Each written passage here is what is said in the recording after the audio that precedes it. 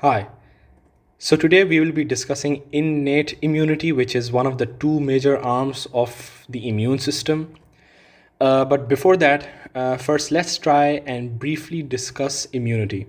So immunity is the ability of the body to fight back against a pathogen, right?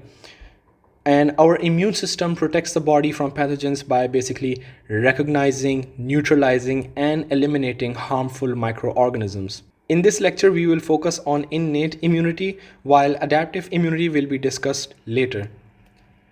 And then adaptive immunity itself is further divided into humoral immunity and cell-mediated immunity. So humoral immunity basically involves your B cells and antibodies, and your cell-mediated immunity involves the T cells.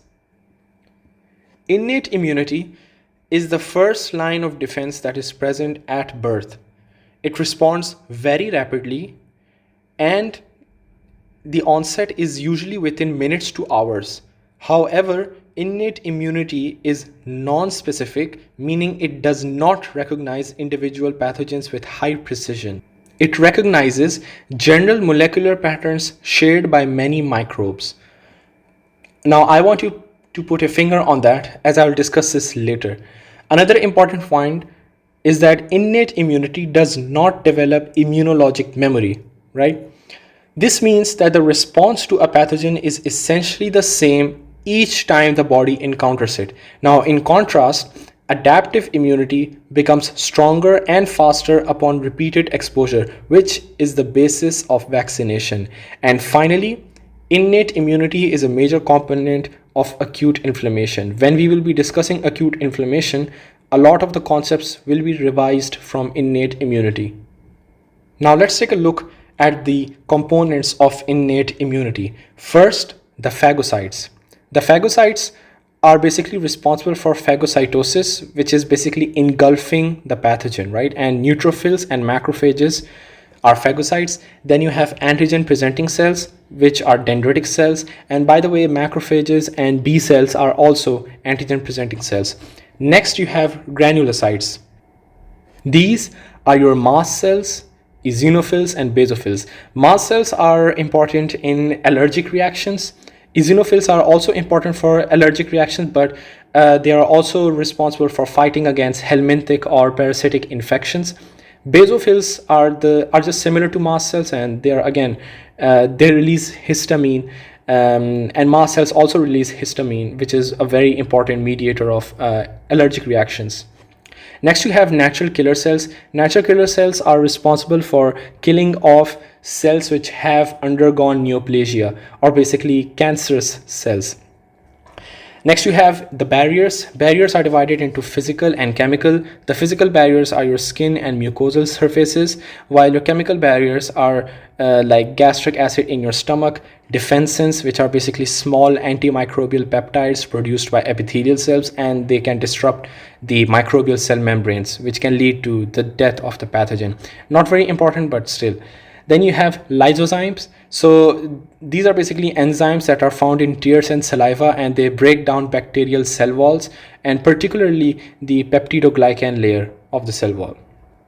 Now for the soluble mediators, you have your complement system. This will be discussed in much greater detail in a different lecture, but just a brief overview for now. Complement system are a set of proteins that are produced by your liver, and they are active during times of inflammation, and they produce a very good immune response.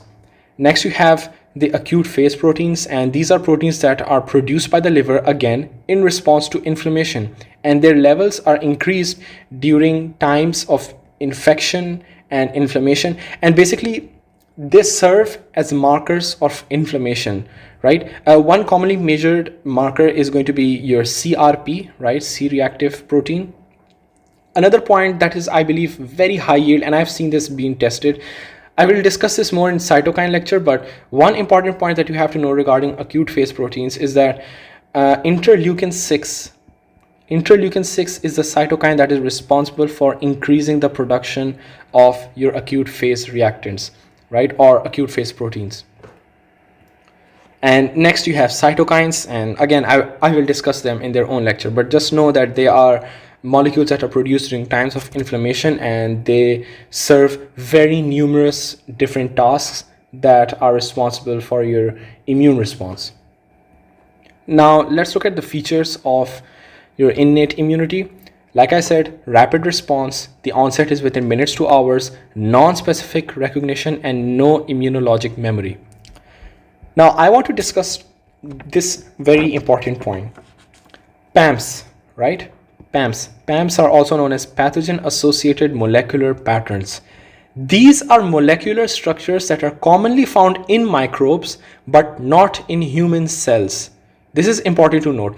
Now, examples are such as lipopolysaccharides in gram-negative bacteria, lipoteichoic acid in gram-positive bacteria, double-stranded RNA that is present in viruses, flagellin that is part of your bacterial flagella.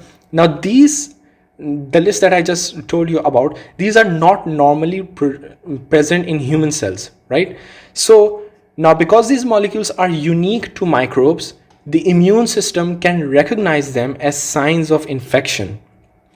Now, our innate immune cells that I just talked about, such as the neutrophils and macrophages and whatnot, they detect these PAMs, right? They detect them. Now, you ask how? Well, they use what is known as pattern recognition receptors, or PRRs.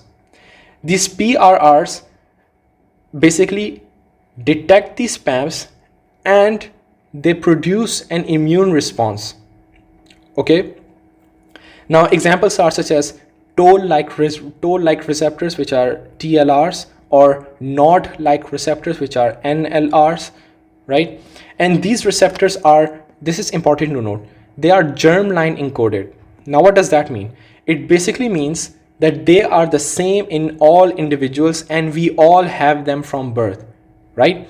And when these PRRs, right, that I just talked about, such as your TLRs, when they bind to PAMs, right, let's just say, just for the sake of conversation, let's just say that a toll-like receptor binds to lipopolysaccharide.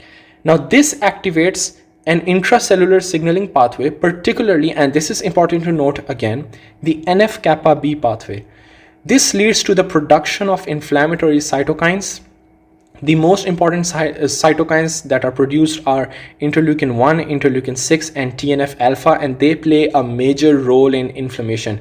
So whenever you get a question where a patient is in an inflammatory state and they ask you that what cytokines are responsible for this state, so remember they are interleukin 1, 6, and TNF alpha.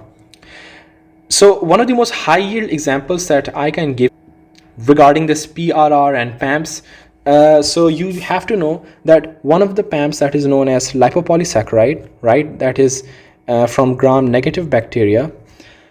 So this is your PAM, right, and on the macrophages, right, let's just draw the lipopolysaccharide. Let's say that this is the lipopolysaccharide, and then on the macrophages where you have your CD14, right, let's say this is CD14 and TLR4, right, your toll-like receptor 4, and this is going to be your PRR or the receptor. Now what happens is that the lipopolysaccharide binds onto this receptor, and this causes the activation of NF-kappa B pathway. Now NF-kappa B pathway activation leads to increased productions of interleukin 1, interleukin 6, and TNF alpha.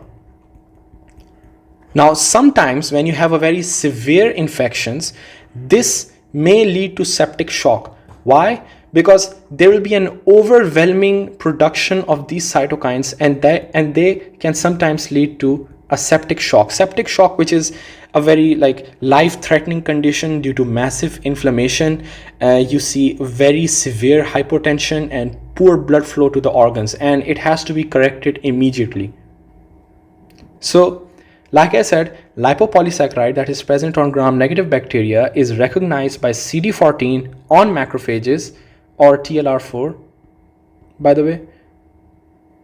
And this leads to a very strong NF-kappa B activation that may sometimes lead to a septic shock. And this is a very high yield example of what we just discussed regarding PAMs and PRRs.